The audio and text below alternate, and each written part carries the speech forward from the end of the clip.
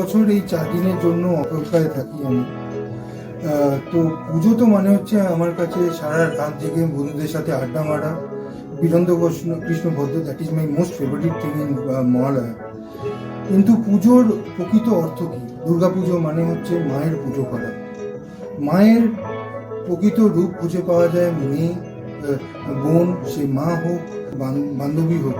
তো তাদের সম্মান রক্ষা, তাদের রেসপেক্ট, তাদের ভালোবাসা, সব কিছু যেন সম্মান আমরা দিতে পারি, এটাই আমার কাছে এবারে পুজো অন্তর্নিহিত